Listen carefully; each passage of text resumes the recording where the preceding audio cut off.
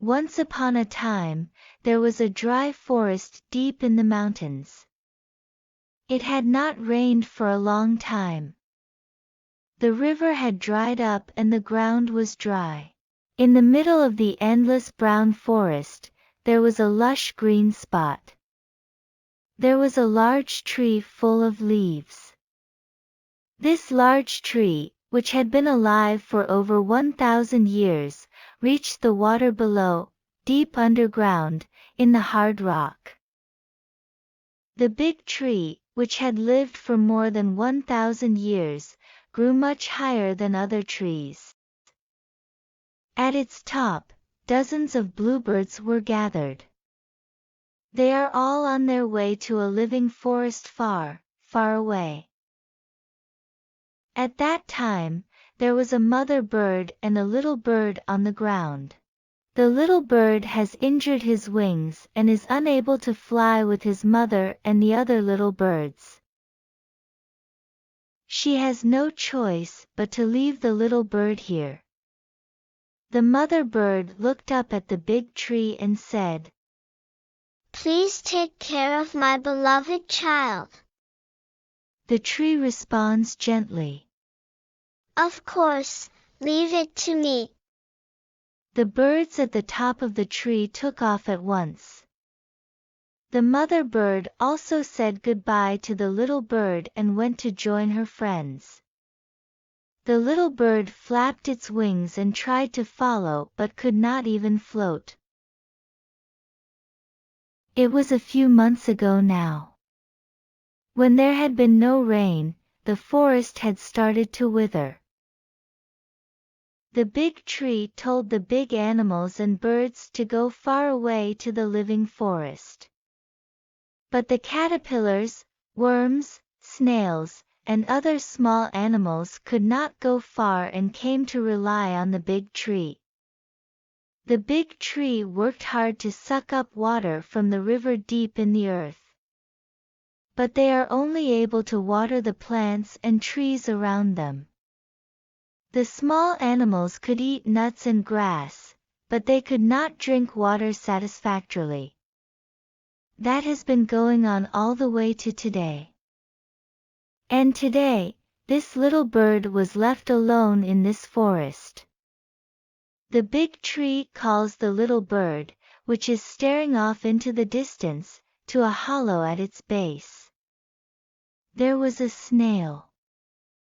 The tree was protecting the snail from the dryness of the forest with water pumped up from underground. The tree said to the snail, "Leave him here, too." Then the little bird would sleep beside the snail at night and dig and peck at the ground during the day. Such a daily routine began. But even when digging in the dry ground, insects are hard to find. For this reason, the big tree drops its own leaves on the ground for him. Snails also drop insects on their branches. After a while, the little bird grew a little bigger and its feathers turned blue. Still, the blue bird cannot fly. He was still unable to catch his own food. The blue bird feels sorry for himself. And now they have had a big earthquake. The ground cracked with a tremendous sound, and the snail fell. The snail fell headlong into the darkness.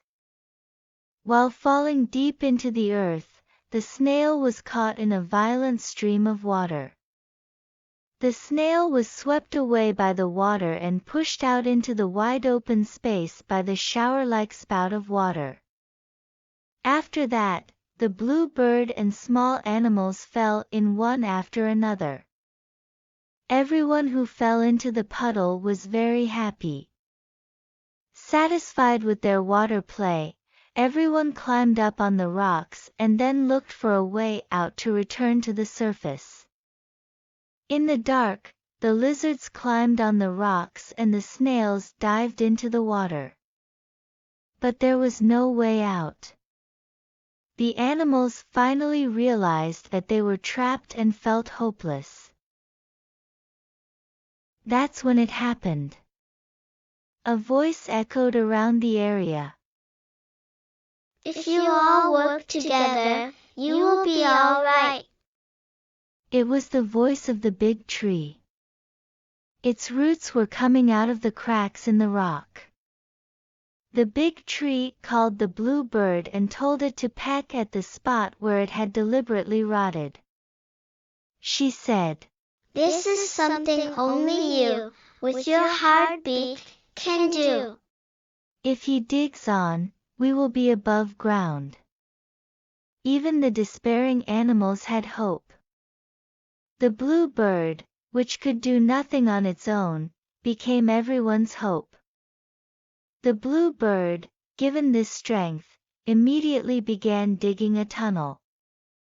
The other animals carried wood chips and widened the tunnel. They all ate the wood chips and occasionally returned to the puddle to rest. And so, the tunnel digging continued for days and days. However, the blue bird gradually became weaker and weaker. Its feathers are falling off little by little. The big tree gently said to him, Why don't you take a rest for a while? But the blue bird shrugs off her words and continues digging. He needed to hurry because there were other animals that were weakening. Days passed, and finally, the ground was just around the corner. But then, the blue bird finally loses all mobility and faints. His beak was chipped, and he was blind. The big tree can no longer help the blue bird. She wants to at least help the blue bird achieve its dream. She called out to him. You're almost there. Wake up. The voice wakes the blue bird. He pushed up the ground with his last ounce of strength. Then the outside air flows into the tunnel. The animals join forces to push the blue bird up. The blue bird laid on the ground. The animals then emerged from their holes one after another. Everyone was happy that the tunnel was completed. Now they could go and drink water freely. The blue bird is full of contentment even as his consciousness fades. After that, he remains in eternal sleep. Beside him, the snail watches as its soul slips out of the body. The bird's soul soars up into the sky. Then, still in bird form, it heads toward the horizon where the mother bird flew away. The big tree whispers as it watches the figure fly away. You did a great job. Thanks. In a ray of light along the horizon, the bird's figure grows smaller and smaller. Then a few weeks passed. There was one nest in a forest. The mother bird is watching over her eggs. One of them broke. A new chick was born.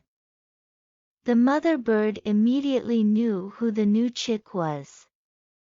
Welcome back. And then she said, I'm sorry I left you alone. Let's fly together this time. The end. This story continues far into the future. Blue birds and big trees will be reborn and meet in the future. That is the story of Unseen Life. Please subscribe to this channel and enjoy it too. It would be great if you could draw illustrations and make a picture book. Oh, yes. Only the ending is different between the Eastern and Western editions, so please listen to them as well. See you again. Bye-bye.